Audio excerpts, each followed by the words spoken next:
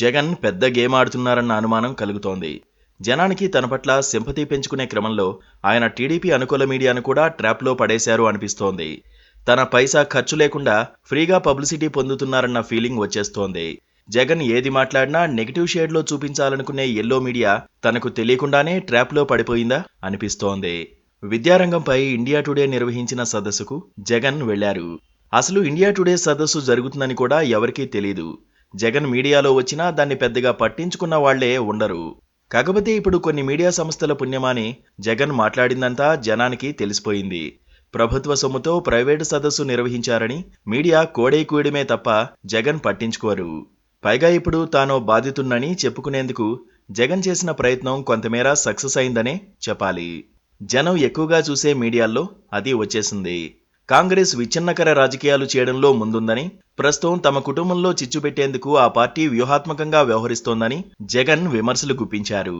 విభజించి పాలించు రాజకీయాలు చేయడంలో కాంగ్రెస్ పార్టీని మించిన వారు లేరన్నారు. తమ కుటుంబంలో కాంగ్రెస్ పార్టీ చిచ్చు పెట్టిందని అన్నారు. సోదరి వైఎస్ షర్మిల ప్రత్యేక హోదాను పదే పదే ప్రస్తావిస్తున్న వేళ రాష్ట్ర విభజనను జగన్ మళ్లీ తెరపైకి తెచ్చారు. కాంగ్రెస్ పార్టీ అన్యాయంగా రాష్ట్రాన్ని విభజించిందని ఆయన ఆరోపించారు. ఏపీ ప్రజలు ఎంత మొత్తుకున్నా ఏమాత్రం వినిపించుకోలేదని అన్నారు. పైగా తమ బాబాయి వివేకానందరెడ్డిని తమకు దూరం చేసి తమపైనే పోటీ చేయించిందని అన్నారు. ఇప్పుడు తమ సోదరి షర్మిలను కాంగ్రెస్ ఉసిగొల్పుతోందని జగన్ పరోక్షంగా ఆరోపణలు సంధించారు. హ్యాపీగా దిగిపోతానని జగన్ ఎందుకన్నారు? నిజంగా ఆయన దిగిపోతారా? ఆయన మనసులో అదే మాట ఉందా?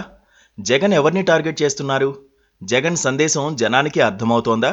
ఇండియా టుడే సదస్సులో జగన్ మరో మాట అన్నారు. దాదాపు 5 ఏళ్ల పాలన తనకు సంతృప్తినిచ్చిందని, దిగిపోవాల్సి వచ్చినా సంతోషమేనని చెప్పుకున్నారు. 56 నెలలుగా అధికారంలో ఉన్నాను. నేను బెటర్గానే చేశానని అనుకుంటున్నా. ఎలాంటి విచారం లేదు. ఇప్పటికిప్పుడైనా సంతోషంగా దిగిపోతా అని వ్యాఖ్యానించారు. నిజానికి అధికారంలో ఉన్న ఏ నాయకుడు దిగిపోయేందుకు ఇష్టపడరు. జీవితాంతం ఆ పదవిలో ఉండేందుకే ఇష్టపడతారు. జగన్ కూడా అంతే.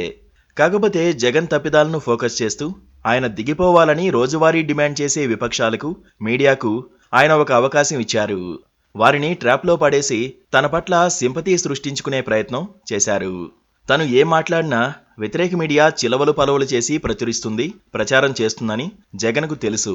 ఆయనకు కావాల్సింది కూడా అదే.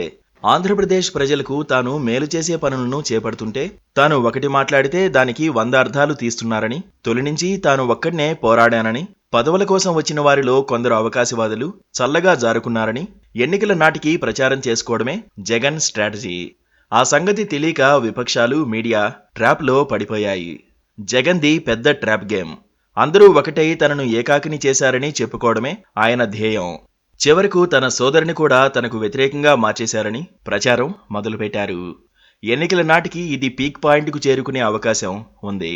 జగన్ ట్రాప్లో జనం పడిపోయారంటే ఇక ఫలితం ఎలా ఉంటుందో ప్రత్యేకంగా చెప్పాల్సిన పనిలేదు.